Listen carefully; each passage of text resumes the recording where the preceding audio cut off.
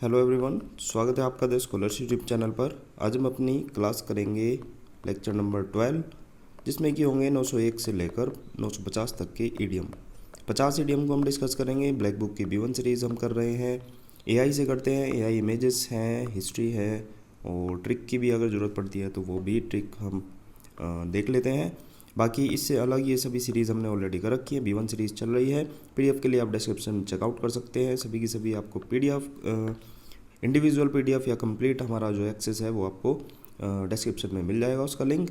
बाकी एक और चीज़, for the first time on YouTube we have made a small attempt to teach EDM using AI, aiming to make our content more futuristic. Our goal is to make your learning experience incredibly simple and highly engaging. ये चीज़ हमने एक pilot project की तरह start की थी, लेकिन response अच्छा है, चीज़ें अच्छी चल रही हैं, समझ में अच्छा आ रहा है, तो इसलिए ये चीज़ें कंटिन्यू हुई। बाकी ऐसा ही कुछ आगे भी आपके लिए लाते रहेंगे, तो प्लीज़ सपोर्ट बनाए रखना। वीडियो को लाइक ज़रूर कर दे, शेयर कर सकते हैं आप अपने फ्रेंड्स में। बाकी चलते हैं, वीडियो स्टार्ट करते हैं। आज का पहला जो ईडियम है हमारा, keep a straight face. 901 idiom है। कीप ए स्ट्रेट फेस का मतलब हो जाता है नॉट लाफ और change your expression even though you want to laugh. मतलब आप हंसना चाह रहे हैं, उसके बावजूद भी आप मतलब अपना एक्सप्रेशन चेंज नहीं कर रहे हैं। गंभीर या भावहीन चेहरा बनाए रखना। हालांकि आप माहौल के अकॉर्डिंग आप हंसना चाह रहे हैं, लेकिन फिर भी आप सीरियस बने हुए हैं। देखते हैं क्या इसका कंटेक्स्ट जाता है। यहाँ पर स्ट्रेट का मतलब है बिना किसी हाव भाव के सीधा और गंभीर चेहरा। जब कोई व्यक्ति मजाकिया या हास्यपद स्थिति में भी हंसी रोककर गंभीर चेहरा बनाए रखता है तो उसे कहते हैं keep a straight face. Image देख सकते हैं, इसने बिल्कुल स्ट्रेट फेस। जैसे हम कभी सीरियस हो जाते हैं, कभी गुस्सा नाराज़ हो जाते हैं, तो हमारा बिल्कुल स्ट्रेट फेस रहता है। अगर आपको कोई हंसाने भी वाला है, लेकिन तब भी हम अपना स्ट्रेट फेस बनाए रखते हैं। तो स्ट्रेट फेस यहाँ पर कीवर्ड है, इसी के अकॉर्डिंग, इसी के कंटेक्स्ट में ये इडियम जाता है, इसका मीनिंग जाता है। तो स्ट्रेट फेस का मतलब अपना जो चेहरा है वो बिल्कुल सिंपल स्ट्रेट बनाए रखना। ना तो आप हंस रहे हैं, ना आप मतलब बहुत ही ज़्यादा कुछ एक्सप्रेशन दे रहे हैं। तो स्ट्रेट का मतलब वैसे भी सीधा ही होता है, तो गंभीर चेहरा, सीधा चेहरा बनाए रखना। हालांकि आपके आसपास जैसे देख सकते हैं आप, सभी के सभी मतलब हंस रहे हैं, सभी मजाक कर रहे हैं, लेकिन आप स्ट्रेट फेस बनाए हुए हैं, यानी कि गंभीर और भावहीन बने हुए हैं। नेक्स्ट इडियम है हमारा कीप एब्रेस्ट ऑफ, यानी कि कीप वन सेल्फ अपडेटेड, मतलब कि अवगत होना, किसी चीज़ की जानकारी रखना। अब देखो जो ये वर्ड है ना एब्रेस्ट, इसका मतलब होता है, और इसी का मतलब अगर आपको पता लग जाए तो इडियम ख़त्म हो जाएगा। एब्रेस्ट का मतलब होता है बगल बगल चलना, मतलब साथ साथ चलना, समान गति के साथ चलना। पुराने समय में जब सैनिक या फिर नाविक पंक्ति में चलते रहते थे, मतलब जैसे ये देख सकते हैं, ये मतलब बगल बगल चल रहे हैं, सारे के सारे मतलब साइड में एक साथ चल रहे हैं, तो कहा जाता था कि वे एवरेस्ट चल रहे हैं। तो हम इसको एवरेस्ट कह सकते हैं, जैसे ये सभी के सभी साथ मिलकर चल रहे हैं, है ना। यानी सभी एक ही पंक्ति में बराबरी से चल रहे हैं। ऐसे ही कई सारे जैसे ये हमारे शिप होते हैं, एक शिप यहाँ हो गया, एक शिप यहाँ हो गया, एक शिप मतलब बराबर बराबर बगल बगल में सभी चल रहे हैं, तो इसको एवरेस्ट कहा जाता था। किसी चीज़ के साथ बराबरी के साथ चलना, यानी उसकी ताज़ा स्थिति से बराबर वाकिफ़ रहना। अब जैसे यहाँ पर आप बराबर बराबर में चलेंगे तो आप इन सभी से वाकिफ़ रहेंगे कि मतलब आपके साथ और भी आपके कलीग चल रहे हैं, आपके साथ वाले चल रहे हैं, ठीक है, तो आप स्थिति से वाकिफ़ रहेंगे। कीप वन सेल्फ, अपने आप को अपडेटेड रखेंगे, बराबर वाला भी अपडेट रहेगा, सभी को सभी चीज़ें पता रहेंगी अगर आप एक साथ चलेंगे। तो इसी कंटेक्स्ट से आप इस इडियम को टैकल करना। मीनिंग आपके याद हो जाएगा। कीप एब्रेस्ट, एब्रेस्ट का मतलब होता है साथ साथ चलना। अब अगर किसी के साथ साथ आप चलेंगे तो आपको उसके बारे में या अपनी स्थिति के बारे में सब चीज़ पता रहेंगी, आप अपडेटेड रहेंगे चीज़ों से। नेक्स्ट इडियम देखते हैं, keep an ear to the ground. अब जैसे पढ़कर भी पता लग रहा है कि ग्राउंड पर जो ज़मीन है उस पर अपने कान लगाए रखना। तो staying informed and updated about everything, मतलब कि ताज़ा जानकारी या हालात पर नज़र रखना।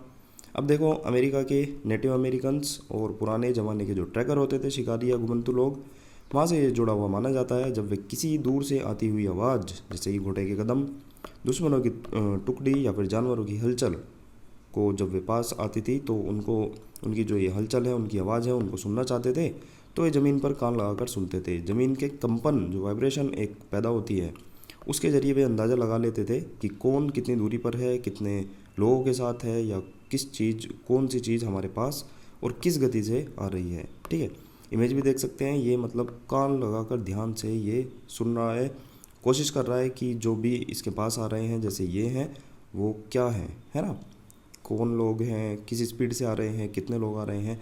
तो ये ग्राउंड पर मतलब अपने ईयर्स को, अपने कानों को वहाँ पर फोकस करके ये चीज़ों जो हालात हैं उसको मतलब जानना चाह रहा है, उनके बारे में अपडेटेड होना चाह रहा है, यानी कि ताज़ा जानकारी या हालात पर नज़र रखना चाह रहा है। तो मेरे हिसाब से ईडीएम ये हो जाना चाहिए। इमेज देख सकते हैं आप, इमेज से भी आप डायरेक्ट कंटेक्स्ट इसका निकाल सकते हैं।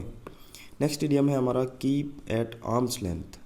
मीनिंग हो जाएगा to be at a distance with someone, avoid being friendly with someone, मतलब कि दूर से ताल्लुक़ रखना या घनिष्ठता से बचना, दूर से ही सलाम करना। अब देखो पढ़कर इसको भी थोड़ा सा आइडिया आपको लग ही रहा होगा, देखते हैं।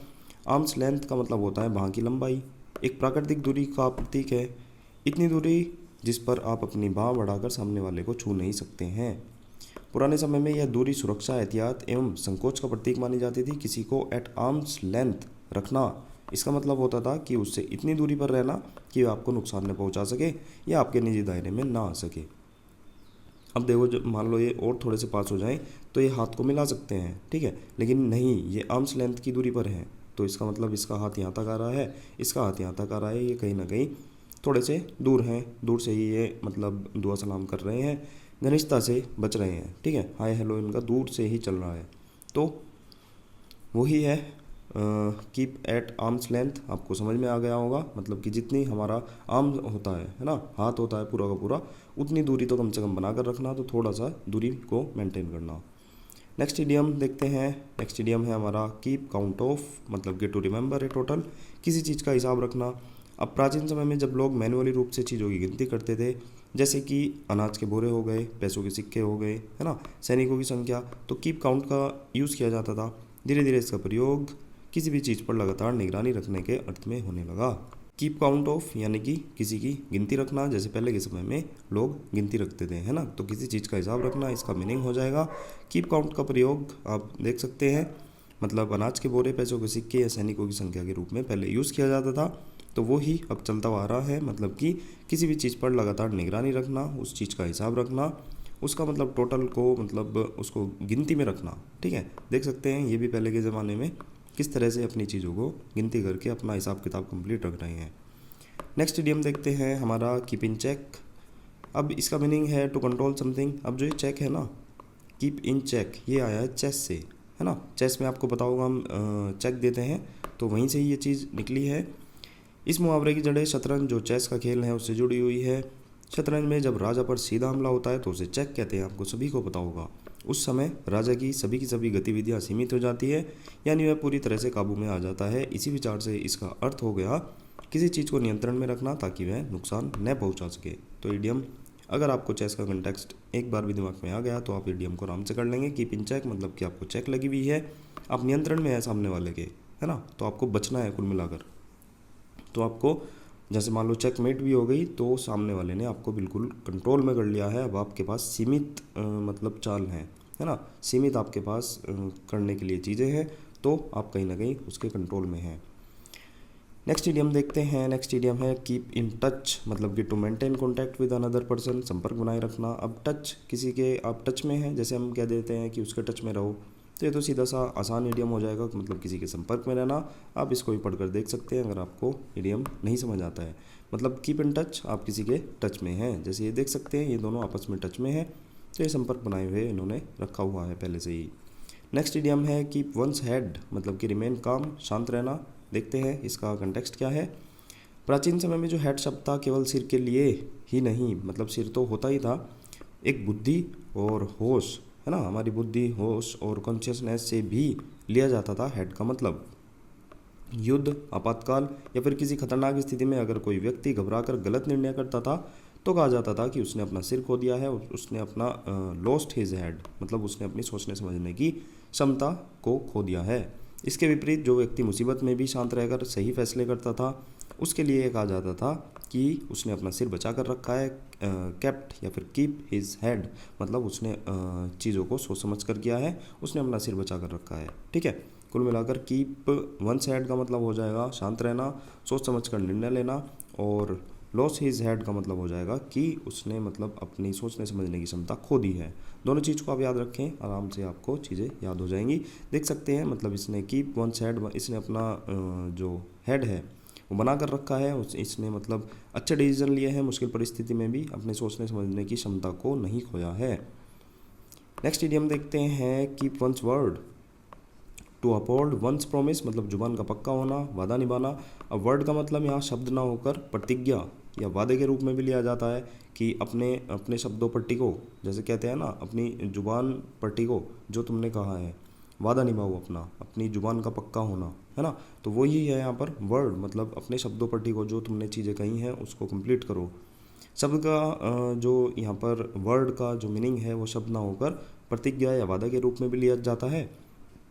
प्राचीन समाजों में खासकर मध्य युगीन यूरोप, चीन या भारत जैसी संस्कृतियों में व्यक्ति के वचन को उसकी प्रतिष्ठा से जोड़ा जाता है। आपको ही पता होगा, अगर कोई अपनी जुबान का पक्का होता है तो उसको ज़्यादा विश्वसनीय समझा जाता है ना। एक समय था जब लिखित अनुबंध कम होते थे और लोग आपसी भरोसे पर ही, मतलब अपनी शब्दों अपनी जुबान पर ही सौदे करा करते थे। ऐसे में यदि कोई व्यक्ति अपने शब्द पर खरा उतरता था तो उसको ईमानदारी और चरित्र की मिसाल दी जाती थी। ठीक है, तो देख सकते हैं आप, इजी इडियम हो जाएगा ये भी। कीप वंस वर्ड मतलब अपने जुबान का पक्का होना, अपने शब्दों का पक्का होना, मतलब कि कोई वादा निभाने के लिए तत्पर है, अपना जो प्रॉमिस है उसको बनाए रख रहा है। ठीक है, देख भी सकते हैं ये मतलब जुबान के पक्के हैं, इन्होंने जो मतलब डील करी थी, कुछ एक आपस में समझौता किया था, वो ये कंप्लीट कर रहे हैं। नेक्स्ट इडियम देखते हैं, keep someone in the loop. ये पिछली वीडियो में भी हुआ था। Give them all the information मतलब कि जानकारी साझा करना, ये बेसिकली एविएशन में होता है यूज़। ठीक है, लूप का जो मतलब होता है एक बंद सर्कुलर सिस्टम होता है। जब कोई सूचना या बातचीत के घेरे चेन ऑफ कम्युनिकेशन में शामिल होता है तो उसे इन द लूप कहा जाता है। सैन्य और एविएशन में भी ये यूज़ होता है, बल्कि मेनली वहीं यूज़ होता है। जैसे पायलट या सैनिक को मिशन की हर सूचना में शामिल रखना ताकि वे हर समय पूरी स्थिति से वाकिफ़ रहे। मैंने आपको बताया था, जैसे पायलट होते हैं, एटीसी होता है, और मतलब कंट्रोल रूम, जो भी मतलब एक फ़्लाइट को ऑपरेट करने के लिए ज़रूरी रहता है, उन सभी को सभी की सभी इन्फॉर्मेशन ये आपस में एक दूसरे को पास करते हैं और मतलब गाइडलाइन को फॉलो करते हैं, जो इनके प्रोसेस हैं उसको फॉलो करते हैं। तो ये मतलब कहीं ना कहीं ये लूप में है, ये जानकारी साझा कर रहे हैं। ठीक है, इडियम दोबारा आया है, पहले भी हुआ है, आपको पता होंगी चीज़ें। Keep someone posted, to keep sharing the latest information, किसी को ताज़ा जानकारी देना।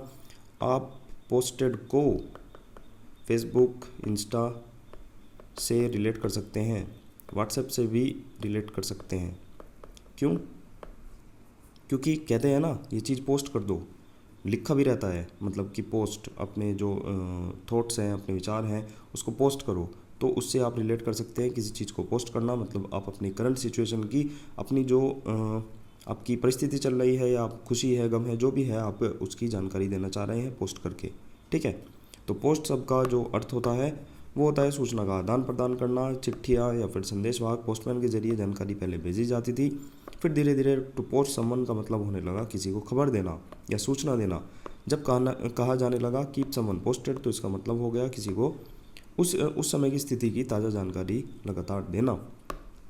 तो सीधा सीधा आप इसको पोस्ट करने से, मतलब जो हम फेसबुक, इंस्टा, व्हाट्सएप पर अपनी जो स्टेटस पोस्ट करते हैं उससे डायरेक्ट रिलेट कर सकते हैं। मतलब आप किसी को ताज़ा जानकारी दे रहे हैं, अपने जो फ्रेंड्स हैं उनको चीज़ों को मतलब कैसे कैसे आपके साथ चीज़ें चल रही हैं उसकी जानकारी दे रहे हैं, देख सकते हैं यहाँ पर। ठीक है, सोशल नेटवर्किंग से ही आप इसको रिलेट करके आसानी से याद कर सकते हैं।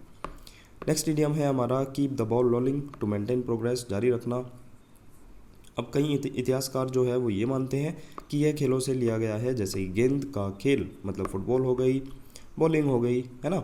अब जैसे जब तक खेल चलता है तब तक गेंद घूमती रहती है, लुढ़कती रहती है।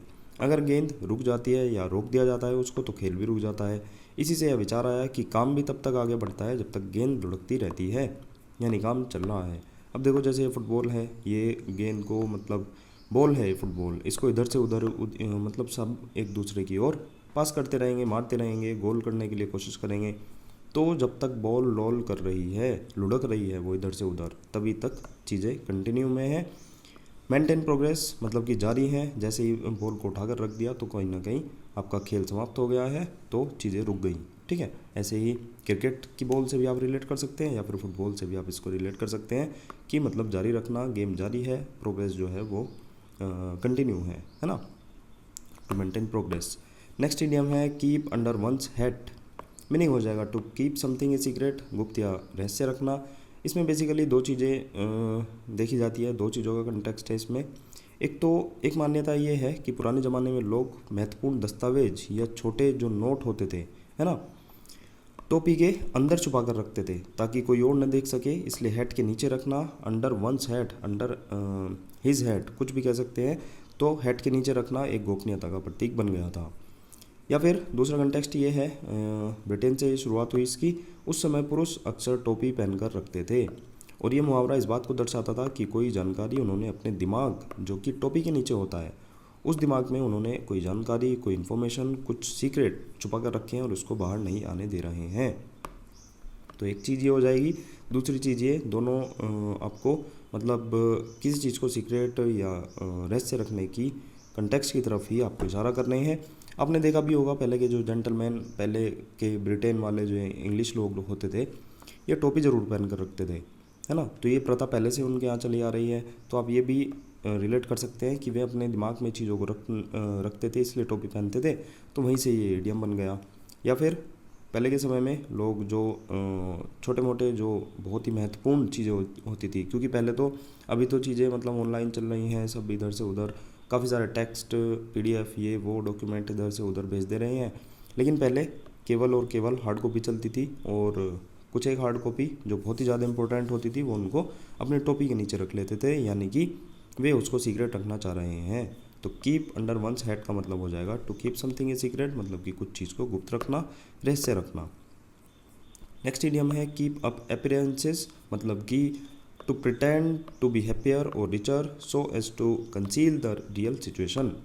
कंसील कई बार मैंने आपको बता रखा है, जैसे हम लेंटर डलवाते हैं घरों में, तो वहाँ पर कंसील्ड लाइट लगती है, तो वो छिपी हुई लाइट होती है जो लेंटर में लगती है।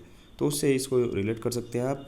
कीप अप अपीयरेंसेस मतलब कि दिखावा करना किसी चीज़ का, टू प्रिटेंड दिखावा करना कि हम खुश हैं, अमीर हैं, so as to conceal the real situation, ताकि हम अपनी जो रियल सिचुएशन है उसको छुपा सकें। देखते हैं ब्रिटेन में विशेषकर जो मिडिल क्लास लोग होते थे, वे अक्सर अपनी सामाजिक स्थिति को बनाए रखने के लिए झूठी शान शौकत दिखाते थे, जैसे महंगे कपड़े पहनना, पार्टियों का आयोजन करना, भले ही असल में वे कर्ज में डूबे हों।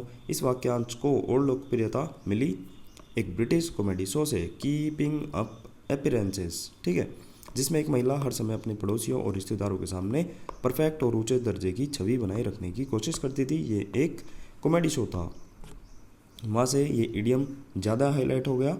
और पहले तो वैसे था ही कि मतलब आज भी होता है बेसिकली। आप देखते हैं कि दिखावे में चीज़ें ज़्यादा चल रही हैं, मतलब अपनी औकात से बाहर जाकर काफ़ी लोग काफ़ी कुछ खरीद लेते हैं ताकि वे एक स्टेटस मेंटेन कर सकें अपने आस पड़ोस में, अपने यार दोस्तों में। लेकिन वो हालांकि उनकी हालत बहुत ही ज़्यादा बेकार रहती है, ठीक है। तो कीप अप अपीयरेंसेस मतलब कि दिखावा करना, अपने जो चीज़ें हैं उसको औकात से बाहर जाकर उनको ख़रीदना, यूज़ करना और औरों के सामने उन चीज़ का दिखावा करना। इमेज देख सकते हैं, इसका घर टूटा फूटा है, छोटा सा घर है, लेकिन फिर भी ये अपना मतलब एक दिखावा, एक मतलब स्टेटस बनाए रख रहे हैं। ये दिखाना चाह रहे हैं कि हम भी मतलब ऐसे ऐसे कपड़े पहनते हैं, इतने अमीर हैं हम, और इस तरह का लाइफ स्टाइल जीते हैं। और जैसे इसकी पड़ोसन है देख रही है, तो इन्होंने कीप अप अपीयरेंसेस, इन्होंने मतलब अपना जो स्टेटस है वो बना कर रखा है, ठीक है। मतलब कि ये दूसरों को अपना परफेक्ट और एक हाई क्लास, हाई प्रोफाइल दिखाना चाह रही है। तो ये दिखावा है सब चीज़, जबकि हालांकि इनकी जो मेन कंडीशन है, इनकी हालत है वो बहुत ज़्यादा बेकार है।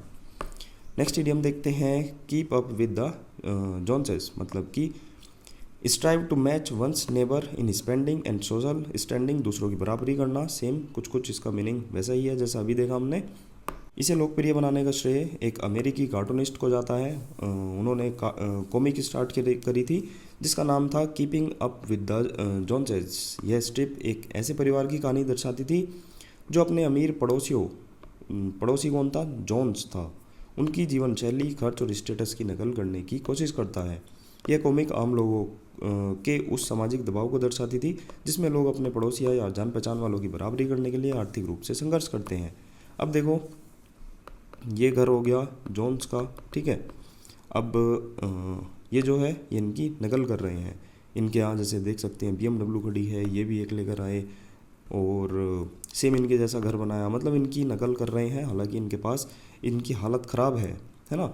स्ट्राइव ये वर्ड भी हमने करा रखा है। आप मतलब कोशिश करना, इसको रिलेट कर सकते हैं, मतलब इसे ट्राई करके वे इस चीज़ को पाने की कोशिश कर रहे हैं, है ना। इस तरह से कर सकते हैं, मतलब कि इसे ट्राई, इसमें आ भी रहा है कीवर्ड देख सकते हैं।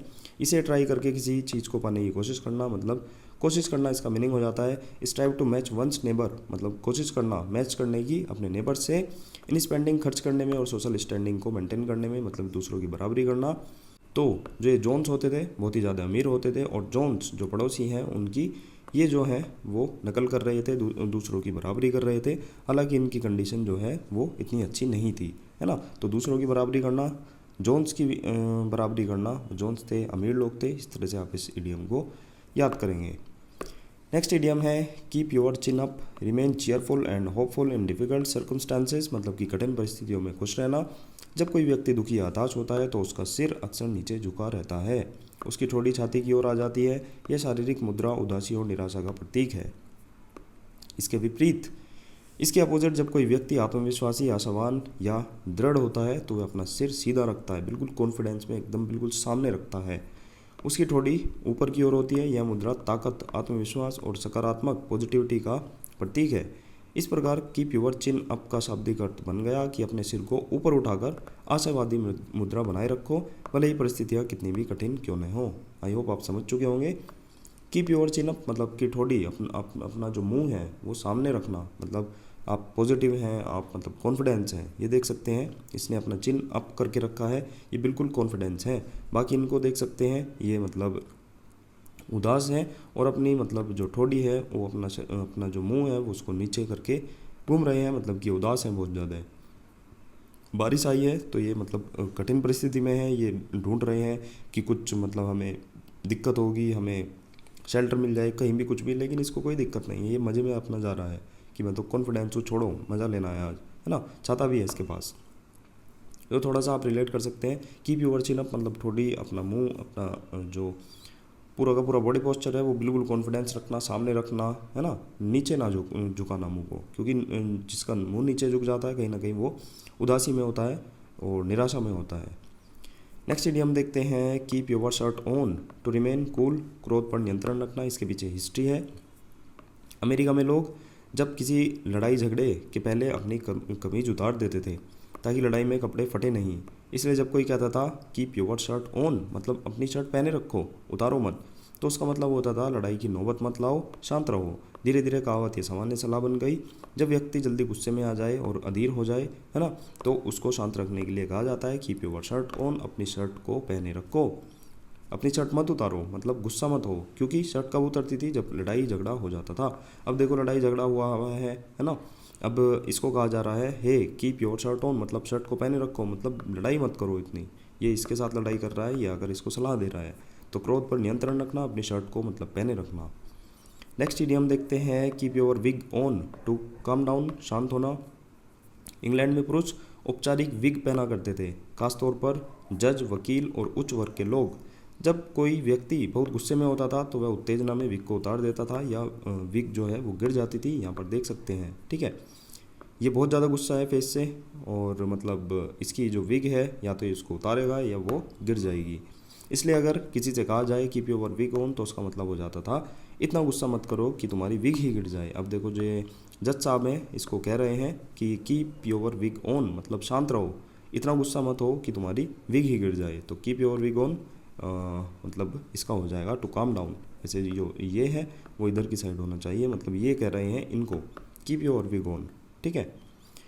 नेक्स्ट इडियम देखते हैं कीप समथिंग एट बे या फिर hold something at bay, to control something and prevent it from causing you problems, या फिर prevent someone from moving closer मतलब कि दूर रखना।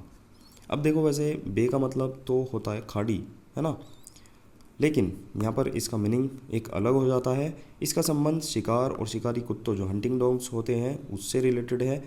बे शब्द का मतलब यहाँ पर होता है एक ऐसी स्थिति जब शिकारी कुत्ते किसी जानवर को घेर कर भौंकते हैं उस पर, जिससे वह जानवर भाग नहीं पाता। इस स्थिति को एट बे कहा जाता है। बाद में यह मुहावरा इस्तेमाल होने लगा, जिसका मतलब हुआ किसी खतरे या समस्या को पास नहीं आने देना। अब देखो बे, आपको पता लग चुका होगा ये सिचुएशन जो है ये बे है, मतलब कि शिकारी जो कुत्ते हैं उन्होंने किसी जानवर को बीच में घेर लिया है ताकि ये जो जानवर है ये भाग ना पाए। तो इस सिचुएशन को एट बे कहा गया। ठीक है, ये चीज़ आपको पहले तो याद रखनी है, दिमाग में रखनी है, इस इमेज से दिमाग में रखनी है। अब देखो कीप या फिर होल्ड बनाकर रखना, बे की सिचुएशन, बे वाली सिचुएशन में रोक कर रखना किसी चीज़ को, मतलब कि प्रिवेंट करना किसी को पास आने से। अब देखो बे की सिचुएशन क्या आती है कि शिकारी जो कुत्ते हैं उन्होंने इसको घेर लिया है। ठीक है, ये कहीं भी भाग नहीं पा रहा है, तो इसको यहाँ पर रोक कर रखा है, यानी कि टू कंट्रोल समथिंग, इन्होंने मतलब इसको कंट्रोल कर रखा है। और prevent it from causing you problem, मतलब कि अब ये इन कुत्तों को है ना प्रॉब्लम नहीं देगा। तो कुल मिलाकर इन्होंने इन कुत्तों ने इसको मतलब रोक कर रखा है। ठीक है, prevent someone from moving closer, मतलब रोक कर रखना किसी चीज़ को पास आने से। ठीक है, पास आने से किसी को रोक कर रखना, इसका मतलब हो जाएगा दूर रखना अपने से। तो कहीं ना कहीं इन्होंने एट बे की सिचुएशन में इसको होल्ड करके रखा है, कीप करके रखा है, ये पास आकर मतलब तकलीफ नहीं देगा। ठीक है, ये मतलब इनके कंट्रोल में है। तो मेरे हिसाब से आप बे की सिचुएशन के अकॉर्डिंग इस इडियम को टैकल कर सकते हैं। आपको देखना है ये जो सिचुएशन है ये एट बे है, और किसी सिचुएशन को कीप मतलब बना कर रखना है एट बे की सिचुएशन में, तो ये इनको नुकसान नहीं पहुंचाएगा। किसी को कंट्रोल कर लेना, प्रिवेंट इट फ्रॉम मतलब प्रिवेंट रोक कर रखना, आपको हानि पहुंचाने से, समस्याएं पैदा करने से किसी को रोक कर रखना, या फिर अपने पास आने से भी किसी को रोक कर रखना। तो मेरे हिसाब से इडियम आप आराम से इसको टैकल कर सकते हैं।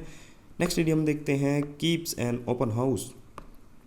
आपके घर में कोई जैसे अगर बच्चा हो स्कूल में जाता हो तो आपने ओपन हाउस नाम का वर्ड पक्का सुना होगा।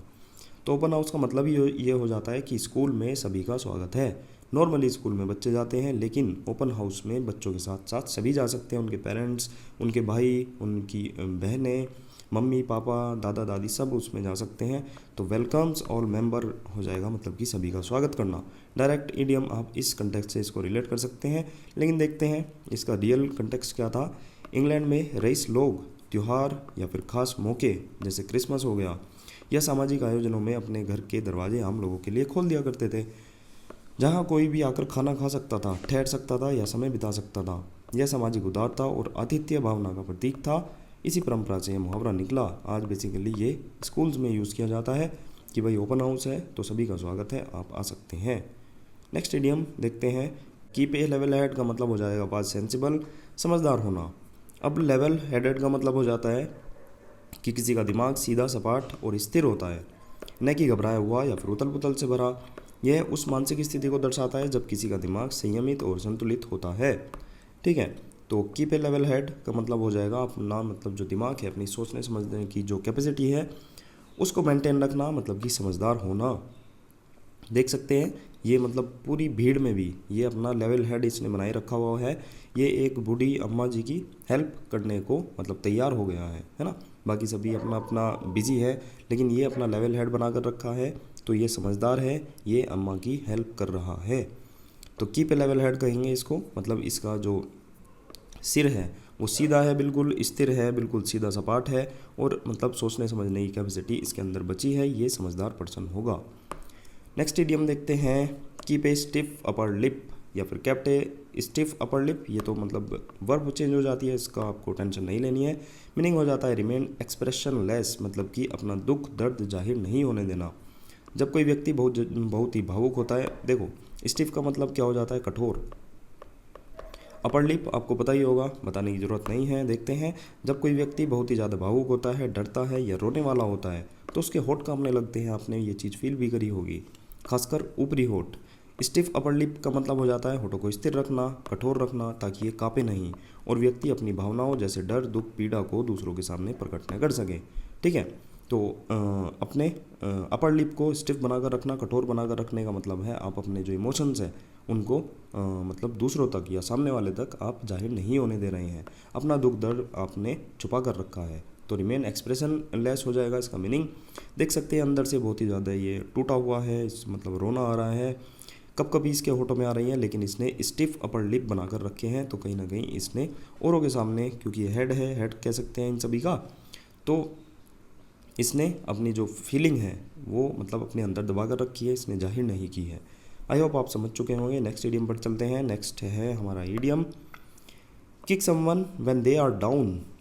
पढ़कर ही पता लग रहा है कोई मतलब नीचे गिरा हुआ है, आप उसको फिर भी किक मार रहे हैं, तो वो ही इसका मीनिंग है। To cause further trouble to someone already in difficult situation, किसी मुसीबत में फंसे व्यक्ति को और अधिक परेशानी में डालना।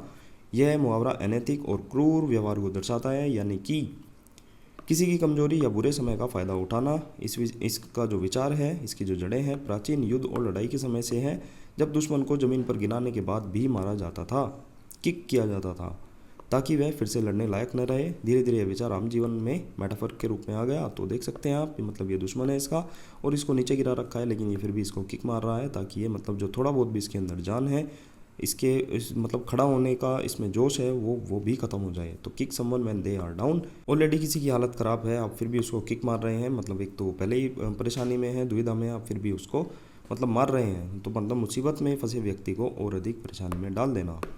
नेक्स्ट इडियम है kick the bucket, to die, मर जाना, निधन होना। फांसी से इसका सीधा संबंध है।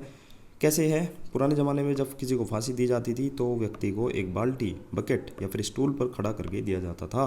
देख सकते हैं, मान लो ये बाल्टी है, कोई बकेट आप देख सकते हैं, इसको फांसी दी जा रही है, ठीक है। जब ये फंदा इसके गले में आ जाएगा तो नीचे से मतलब किक, मतलब इस पर मार दिया जाता था, इसको हटा दिया जाता था, और हटते ही जो पूरा का पूरा बर्डन है वो पूरा का पूरा गर्दन पर जाता था और मतलब मामला ख़त्म।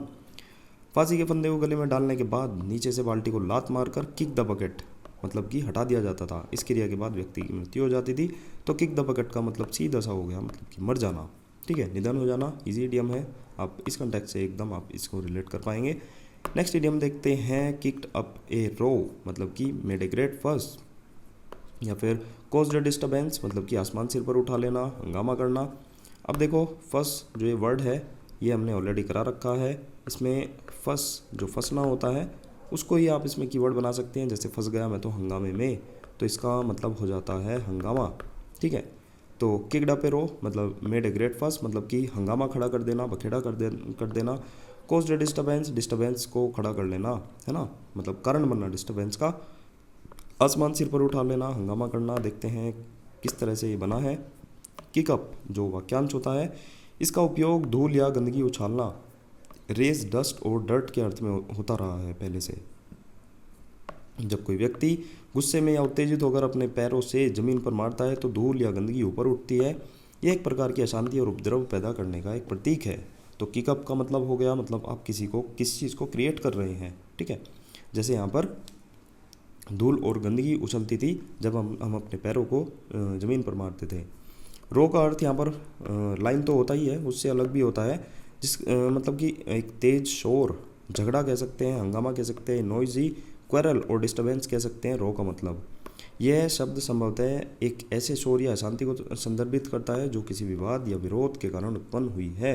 जब दोनों को मिलाया जाता है तो किकअप ए रो का मतलब बन जाता है एक हंगामा या शोर शराबा खड़ा करना। तो मेरे हिसाब से आप समझ चुके होंगे इनके स्पेसिफिक दोनों के मीनिंग हैं, जो थोड़ा सा नॉर्मल कंटेक्स्ट से अलग है क्योंकि पुराने समय से ये चलते आ रहे हैं। तो किकअप का मतलब हो जाता है किसी चीज़ को मतलब कि स्टार्ट कर देना, जैसे कि धूल और गंदगी को आप उछाल देते हैं, ऐसी किसी चीज़ को उछालना, एग्जैजरेट करना, मतलब किस चीज़ को बढ़ा चढ़ा कर दिखाना। और रो का मतलब हंगामा हो जाता है, झगड़ा हो जाता है। तो आप हंगामे को, झगड़े को आप मतलब क्रिएट कर रहे हैं, उसको बढ़ा चढ़ा कर उस चीज़ को स्टार्ट कर रहे हैं। तो किकअप ए रो का मतलब हो जाएगा किसी हंगामे को, किसी बखेड़े को खड़ा करना, ठीक है। तो दोनों आप ये स्पेसिफिक इनके जो मीनिंग है इसको रिलेट रखेंगे। इमेज देख सकते हैं, ये दोनों मतलब कि बखेड़ा कर रहे हैं, इन्होंने हंगामा कर दिया दोनों ने, किकअप ए रो, ठीक है। नेक्स्ट इडियम देखते हैं किकिंग हिज हील्स, मतलब कि वेस्टिंग टाइम, समय बर्बाद करना। अब देखो हम खाली बैठे रहते हैं तो हम पैर हिलाते रहते हैं, है ना।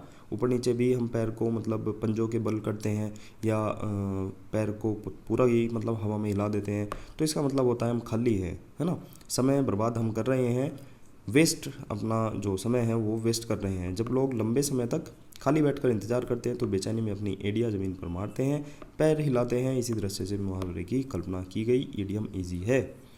नेक्स्ट ईडियम है kill two birds with one stone. ये भी ईजी है, मतलब कि दो चिड़ियाओं को एक स्टोन से मार देना, मतलब कि एक तीर से दो निशाने मारना। To serve two purposes at one time, या फिर to achieve two results with a single effort. एक तीर से दो शिकार करना।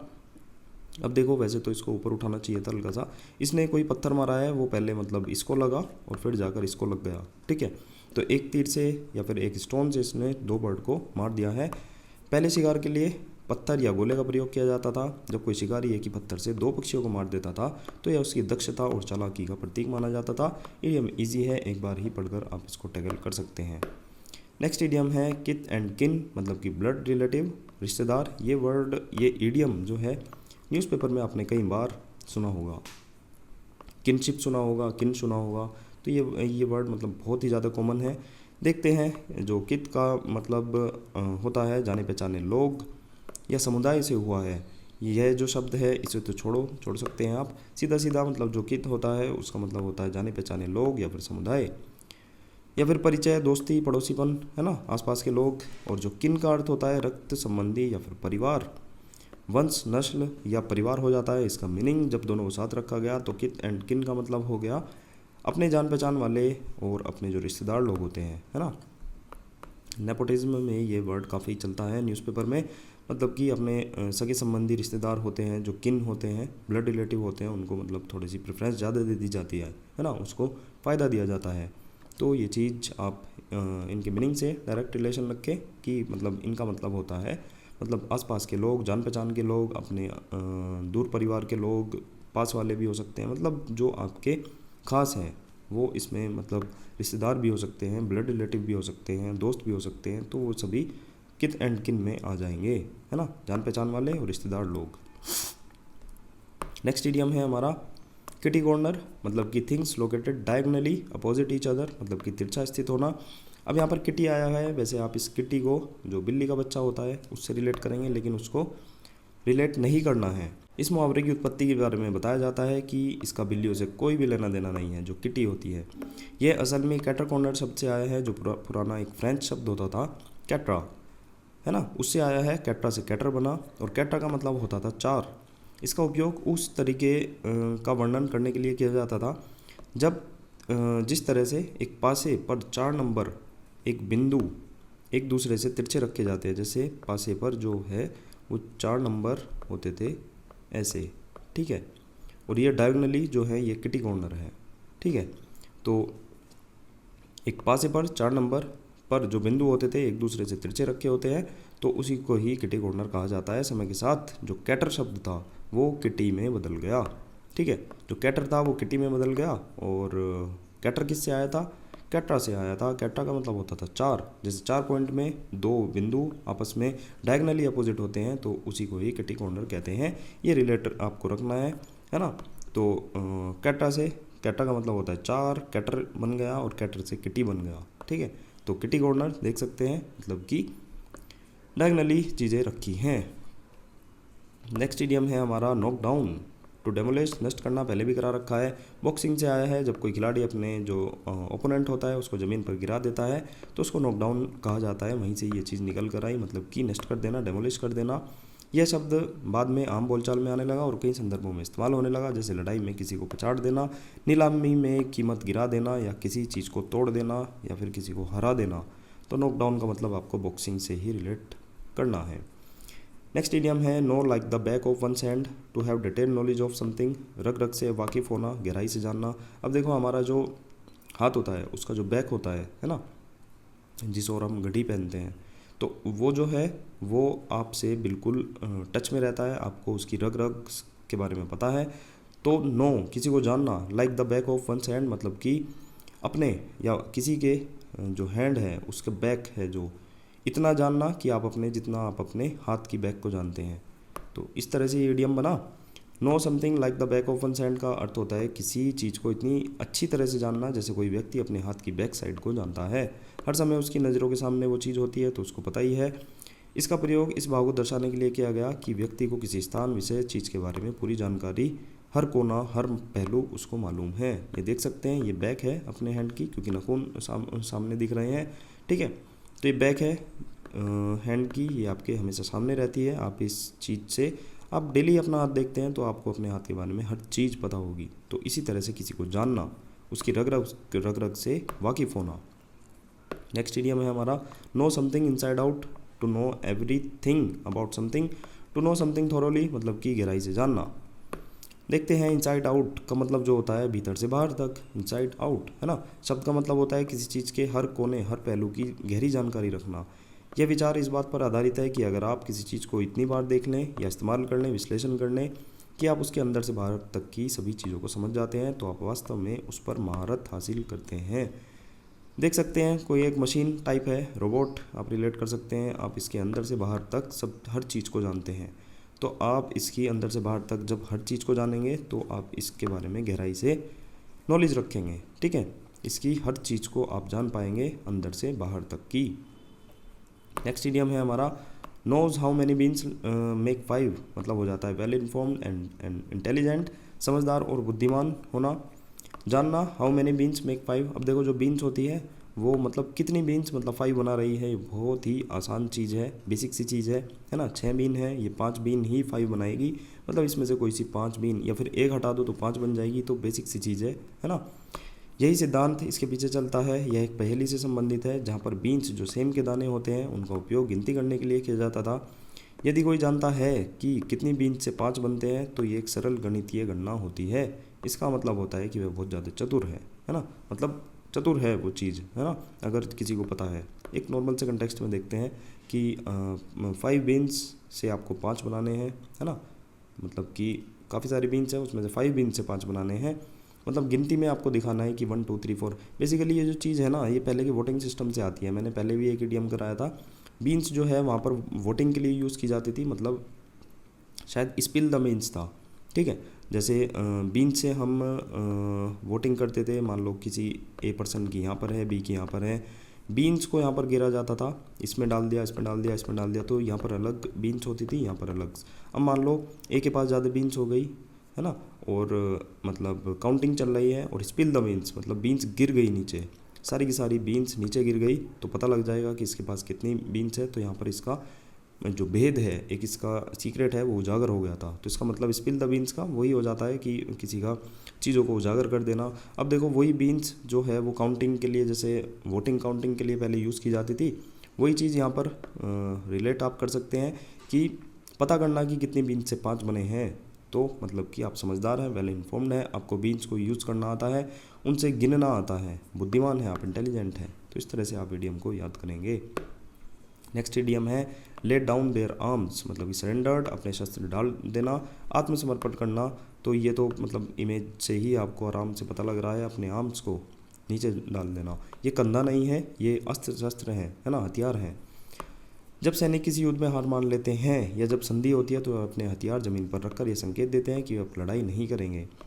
यह हथियार डालना युद्ध समाप्त होने का प्रतीक होता है, मतलब कि आपने आत्मसमर्पण कर दिया है। इडियम ईजी है। नेक्स्ट इडियम है लैप अप, मतलब कि एक्सेप्ट, एगरली, उत्सुकता पूर्वक स्वीकार करना। अब देखो, इसकी जो जड़ें हैं जानवरों के व्यवहार से जुड़ी हुई है, खासकर बिल्ली और कुत्ते से। जब जानवर पानी या दूध पीते हैं तो अपनी जीभ से उसे लैप करते हैं। लैप का मतलब ये होता है मतलब चाटना। ठीक है, जैसे ये दूध को मतलब चाट चाट कर पी रहे हैं, है ना, यानी कि चाटते हैं। यह क्रिया दर्शाती है कि वे उसे कितना पसंद कर रहे हैं, बड़ा खुश होकर। देखो फेस देखो दोनों के, बढ़िया खुश होकर ये लैप कर रहे हैं। तो लैप का मतलब आपको यहाँ पर लिक से भी आप रिलेट कर सकते हैं। चाटना मतलब खुश होकर चीज़ों को परफॉर्म करना। ठीक है, एक्सेप्ट, ईगरली, उत्सुकतापूर्वक किसी चीज़ को स्वीकार करना। नेक्स्ट इडियम है लार्ज हार्टेड, मतलब कि जनरस, मतलब कि दिलदार होना।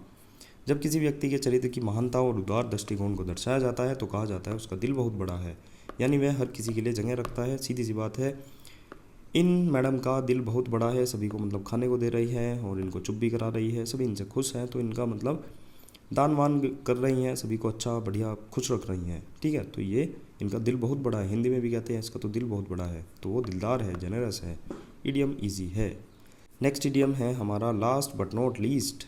Last in order of mention और ऑकरेंस, मतलब कि क्रम में सीरियल वाइज लास्ट आना, लेकिन but not last in importance, मतलब कि उसकी जो महत्ता है वो लास्ट नहीं है, अंतिम है पर किसी से कम नहीं है। ये जो फेमस हुआ ना, ये विलियम शेक्सपियर ने किया। विलियम शेक्सपियर के नाटक जूलियस सीजर एक काफ़ी फेमस नाटक है, उसमें ये यूज़ हुआ था। मार्क एंटनी जो था अपने भाषण में कहते हैं, और आखिरी लेकिन सबसे कम नहीं, मेरा अच्छा दोस्त ब्रूट्स, मतलब कि लास्ट बट नॉट लीस्ट, यानी कि आखिरी तो है लेकिन किसी से कम नहीं है, वो बहुत ज़्यादा इम्पोर्टेंट है। कौन? मेरा अच्छा दोस्त ब्रूट्स। तो ये चीज़ें वहाँ पर यूज़ हुई। इसका उद्देश्य यह सुनिश्चित करना था कि सूची के अंत में आने वाले व्यक्ति या वस्तु को केवल उसके स्थान के कारण कम महत्व ना दिया जाए। ऐसा ना समझा जाए कि ये सबसे सीरियल वाइज सबसे एंड में है तो मतलब बेकार ही होगा या अच्छा परफॉर्म नहीं करेगा, कम इम्पोर्टेंट होगा, ऐसा बिल्कुल नहीं करना चाहिए।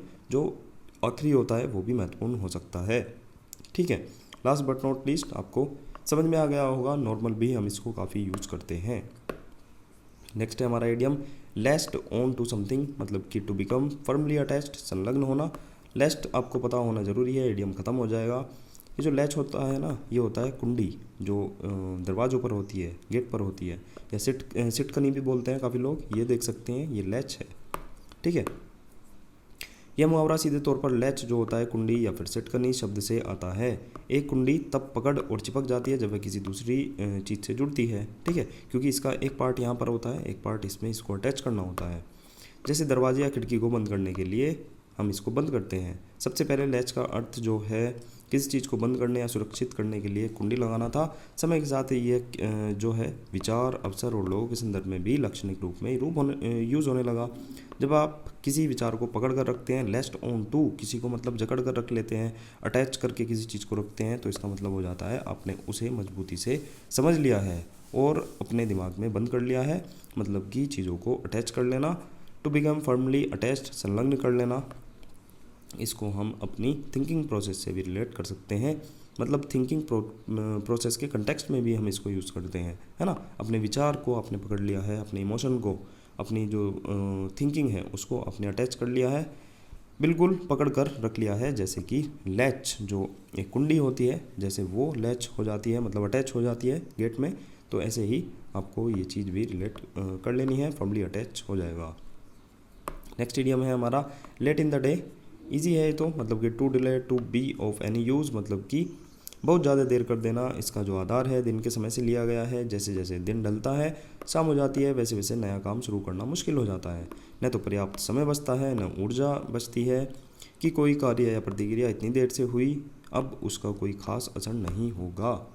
मतलब शाम को चीज़ें करने का मतलब है आपने बहुत ज़्यादा देर कर दी है और मतलब उसका मतलब असर भी ज़्यादा नहीं होगा, एनर्जी भी शाम के वक्त कम रहती है। तो लेट इन द डे का मतलब हो जाएगा बहुत ही ज़्यादा डिले कर दिया आपने किसी चीज़ को परफॉर्म करने से पहले, ठीक है। नेक्स्ट इडियम है हमारा लैटिन एंड ग्रीक। इसका मतलब है अनेबल टू अंडरस्टैंड, समझ से बाहर होना। अब देखो सीधी सी बात है, किसी व्यक्ति को अगर ग्रीक भाषा नहीं आती तो वे कहते थे यह ग्रीक है, इसको पढ़ा नहीं जा सकता, ठीक है। कुछ क्षेत्रों में लोग कहते थे it is all Latin to me, मतलब कि ये मतलब लैंग्वेज जो है ये मुझे समझ में नहीं आ रही है, मतलब क्योंकि वे मानते थे जो लैटिन लैंग्वेज है बहुत ही ज़्यादा हार्ड है, कठिन है। तो दोनों ही भाषा आम लोगों के लिए कठिन और जटिल मानी जाती थी, यानी कि समझ से बाहर। तब इसको कहते थे कि Latin and Greek unable to understand, वे उनकी समझ से बाहर है ना। नेक्स्ट इडियम देखते हैं laughs like a drain, laugh loudly, जोर से हंसना।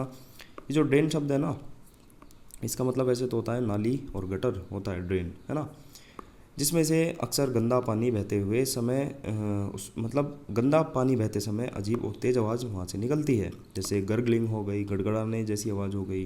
तो लाफ लाइक ए ड्रेन कहने का मतलब है कोई व्यक्ति इतनी ज़ोर से बिना संकोच के हंस रहा है मानो कोई नाली तेज़ आवाज़ के साथ बह रही है। मतलब हंसी की कोई मर्यादा या सभ्यता नहीं रह जाती है, आप मतलब इस तरह से हंस रहे हैं जैसे कि ड्रेन में पानी बहता है। तो लाफ लाउडली हो जाएगा, जोर से हंसना इजी इडियम है ना। लाफ आ गया है तो डायरेक्ट उससे भी रिलेट कर सकते हैं। नेक्स्ट इडियम है लॉरल्स। अब इसका मतलब हो जाता है टू अर्न ग्रेट प्रेस्टीज, पुरस्कार होना। पुरस्कार मिलना, ख्याति मिलना। अब देखो लॉरल्स, ये जो वर्ड है ये हमने करा रखा है, इसमें लॉ को रिलेट किया था और रेल को रिलेट किया था। मतलब कि लॉ की लड़ाई रेल ने जीतकर अपनी जो सम्मान है, अपनी प्रतिष्ठा है, वो पा ली है दोबारा से। तो इसका मतलब हो जाता है सम्मान, पुरस्कार, ख्याति, प्रतिष्ठा, सभी इसके मीनिंग हो जाते हैं। लॉरल्स शब्द की उत्पत्ति प्राचीन जो ग्रीस था, यूनान था और रोम से हुई है। लॉरल ट्री, वहाँ पर एक तेज पत्ते के जैसा एक पौधा होता था। लॉरल जो ट्री है उसकी शाखाएं से बनी हुई माला, जो रीत होता था, उसको विजेताओं, योद्धाओं और कवियों, सम्राटों को सम्मानित करने के लिए पहनाया जाता था। यह परंपरा विशेषकर ग्रीक देवता अपोलो से जुड़ी हुई है, जो खुद लॉरल रीत पहनते थे। इसलिए यह माला गौरव, प्रतिष्ठा और ज्ञान का प्रतीक बन गई। अब देखो यहाँ पर एक और शब्द आया है रीत। ये भी हमने कर रखा है रीति रिवाज से, है ना। रीति रिवाजों में फूलों की माला यूज होती है, तो रीत का मतलब हो जाता है फूलों की माला। और फूल कौन से थे वे, मतलब माला जैसे देख सकते हैं सिर पर इनके पहनाई जा रही है। तो वो माला किस चीज़ की थी, लॉरल ट्री की थी। तेज पत्ते के जैसा एक पौधा होता है, तो उसकी शाखा से बनी माला को वे यूज़ करते थे, किसमें, रीत में, है ना। रीत मतलब कि रीति रिवाज में फूलों की माला ही पहनाई जाती है, या फिर पौधों से बनी हुई माला ही पहनाई जाती है। तो मेरे हिसाब से आप सभी चीज़ को समझ चुके होंगे जो मैं आपको समझाना चाह रहा हूँ। मीनिंग हो जाएगा मतलब कि गौरव, प्रतिष्ठा और ज्ञान का प्रतीक। नेक्स्ट इडियम है हमारा ले हैंड्स ऑन, मतलब कि टू टच और grasp someone often with the threat of violence, मतलब कि हाथ लगाना। ले हैंड्स ऑन का अर्थ है किसी चीज़ को पा लेना, किसी चीज़ पर अधिकार कर लेना। कभी कभी इसका मतलब हो जाता है किसी को पकड़ना या नुकसान भी पहुंचाना, खासकर जब कोई गुस्से में हो। बाइबल में टू ले हैंड्स ऑन समवन का अर्थ होता है किसी व्यक्ति पर हाथ रखकर उसे आशीर्वाद देना, उपचार करना, कभी कभी उसे कंट्रोल कर लेना। तो ले हैंड्स ऑन आप रिलेट कर सकते हैं, ठीक है। ये भी ले हैंड्स ऑन, इसने इसको हाथ लगा दिया है, पकड़ कर ले जा रहा है। थ्रेट की ये मतलब कंटेक्स्ट में भी यूज़ हो रहा है। नेक्स्ट इडियम है हमारा लेआउट। फ्रेजल वर्ब है ये सभी, मतलब स्पेंड करना इसका मीनिंग हो जाता है। मूल रूप से अंग्रेजी की उस क्रिया से आया है जिसका अर्थ होता है किसी चीज़ को फैला कर रखना। लेआउट मतलब आप किसी चीज़ को फैला कर रख रहे हैं। फिर इसका प्रयोग शारीरिक वस्तुओं को फैला कर रखने के लिए होने लगा, जैसे कि नक्शा बिछाना, कपड़े फैलाना आदि, है ना। ये देख सकते हैं ये लेआउट कर रहा है, मतलब कि इसने फैला दिया है नक्शा। धीरे धीरे ये बनने लगा किसके सेंस में, पैसों के संदर्भ में भी यूज़ होने लगा। जब कोई व्यक्ति किसी चीज़ पर खर्च करता है तो वह जैसे अपने धन है, मान लो अपना, जैसे इसके पास पैसे हैं वो मान लो फैला कर रख दिए इसने, तो ऐसे ही किसी चीज़ पर अगर वो खर्च कर रहा है तो लेआउट का मतलब हो जाता है पैसा खर्च करना, स्पेंड करना, व्यय करना, है ना। लेआउट का नॉर्मली मीनिंग क्या होता है, किसी चीज़ को फैला कर रखना। ये पैसे ही कंटेक्स्ट में आप रिलेट करेंगे कि पैसे को आपने फैला कर रख दिया है सामने किसी मेज पर, तो आपने वो चीज़ किसी को खर्च करने के लिए मतलब फैला कर रख दिया। मान लो आपको गाड़ी बाइक लेनी है तो आपने वो अमाउंट जो है वो फैला कर रख दिया है, आप उस अमाउंट को खर्च करना चाह रहे हैं, ठीक है। नेक्स्ट इडियम है हमारा लेइंग इट ऑन थिक, मतलब कि एन एग्जेजरेशन, बढ़ा चढ़ा कर कहना। पुराने समय में जब लोग किसी सतह पर रंग या मक्खन आदि लगाते थे तो मोटे तरीके से थिकली लगाना एक जाने पहचाना दृश्य होता था, मतलब कि नॉर्मली हो भी जाता है कि इस पर थिक लेयर लगाओ। इसी से यह मुहावरा जन्मा कि आप तारीफ या भावनाओं को थिक लेयर की तरह बिछा रहे हैं, तो आप लेइंग इट ऑन थिक कर रहे हैं, चीज़ों को बढ़ा चढ़ा कर बता रहे हैं। देख सकते हैं यहाँ पर क्रीम जो है इसने मतलब थिक लेयर बना दी है। सभी मतलब हैरान हो गए कि इतनी मोटी थिक लेयर जो है ये बटर की कैसे खाई जाएगी। इसने बहुत ही ज़्यादा थिक लेयर बना दी है, चीज़ों को बढ़ा चढ़ा कर इसने परफॉर्म कर दिया है। नेक्स्ट इडियम है हमारा laying of, lay off. Meaning हो जाता है डिसमिसल फ्रॉम जॉब, नौकरी से बर्खास्त करना। ले ऑफ जो है औद्योगिक क्रांति के समय से आया है। बड़ी बड़ी फैक्ट्रियों और कंपनियों ने उत्पादन घटाने पर कर्मचारियों को अस्थायी रूप से घर भेजना शुरू कर दिया था। पहले इसका मतलब था किसी को थोड़े समय के लिए आराम करने के लिए भेजना या छुट्टी देना, लेकिन धीरे धीरे इसका इस्तेमाल काम की कमी या बजट की कटौती की वजह से नौकरी से हटाने के लिए प्रयुक्त होने लगा। लेइंग ऑफ, लेइंग ऑफ का मतलब हो जाता है जॉब से बर्खास्त करना, नौकरी से निकाल देना। नेक्स्ट इडियम देखते हैं lead someone by the nose. अब देखो ये भी आपको एकदम याद हो जाएगा। टू कम्प्लीटली कंट्रोल और डोमिनेट समवन, किसी को पूरी तरह नियंत्रित करना, है ना, उसकी नकेल हाथ में रखना। पहले समय में लोग जानवर, विशेषकर बैल या सांड जैसे बुल और ओक्स होते हैं, उनको नियंत्रित करने के लिए उनकी नाक में छेद करके रस्सी बांधते थे। ये देख सकते हैं आप, है ना। जब नाक में रस्सी होती थी तो जानवर को जहाँ चाहो वहाँ पर उसको कंट्रोल किया जा सकता था, वहाँ पर लेकर जाया जा सकता था बिना किसी विरोध के, है ना। इसी आधार पर एक कहावत बनी कि यानी जैसे इनको चाहे जहाँ जैसे वैसे घुमा लो, ठीक है। मतलब कि lead someone by the nose, किसी को नाक के द्वारा किसी को लीड करना, किसी को कंट्रोल करना। देख सकते हैं ये आप आसानी से दोनों इससे इमेज से आप समझ चुके होंगे। नेक्स्ट इडियम है हमारा lean and mean, ready and efficient, सक्षम।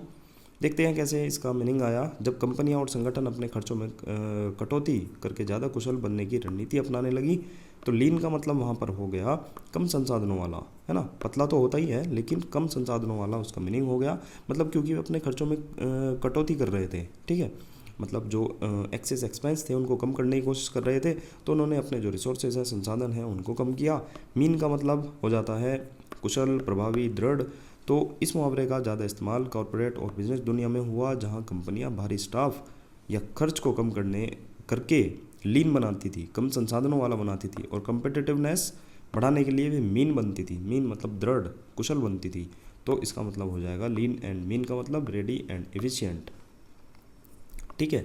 लीन जो है वो चीज़ों को कम करना, मतलब ये किसकी कंटेक्स्ट में है, जो प्राइवेट कंपनियां होती हैं उनके कंटेक्स्ट में है कि हम लीन कर रहे हैं, कम संसाधन यूज़ कर रहे हैं। और मीन का मतलब हो जाएगा यहाँ पर मतलब इफ़िशिएंट की कैटेगरी, है ना।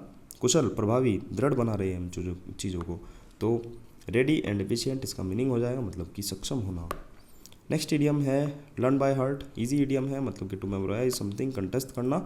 ये तो इजी हो जाएगा, इसकी भी ज़रूरत नहीं है। लर्न बाय हार्ट का मतलब है हम अपने मन से अपनी चीज़ों को मतलब बहुत ही ज़्यादा मतलब फ्लो में याद कर रहे हैं, अपने मन से चीज़ों को दिल से याद कर रहे हैं, है ना, ताकि हम उस चीज़ को कभी ना भूलें। नेक्स्ट इडियम है हमारा लर्न या फिर नो द रोप्स। इंटरेस्टिंग है इसकी history. To learn to do particular jobs या फिर be informed about the detail या फिर to know how to do a job और टास्क प्रॉपर्ली, काम को तरीके से समझना। To learn to do particular job, किसी पर्टिकुलर चीज़ को आपको करने का तरीका समझना, उस चीज़ को परफॉर्म करना, याद करना, है ना। B informed about the detail, जो जितने भी डिटेल हैं उनसे अवगत होना, वो चीज़ आपको सभी को पता है। To know how to do a job, मतलब कि ये जानना कि ये काम, पर्टिकुलर काम ये कैसे होगा, ये टास्क कैसे प्रॉपर्ली होगा। देखो सेलिंग की दुनिया से ये भी आया है।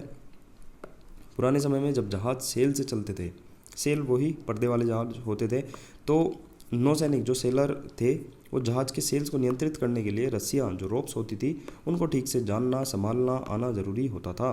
बेसिकली वही मेन चीज़ होती थी सेल्स, जो सेलिंग शिप होते थे। इन रस्सियों से ही सेल्स की दिशा, गति और स्थिति को बदला जाता था। नए नाविक जो न्यू सेलर होते थे उनको प्रशिक्षण, उनको ट्रेनिंग दी जाती थी और उन्हें सिखाया जाता था कि कौन सी रस्सी किस काम की है, किसको कितना खींचना है, क्या कैसे प्रेशर लगना है, लूज़ करना है, टाइट करना है, सब चीज़ उनको सिखाई जाती थी।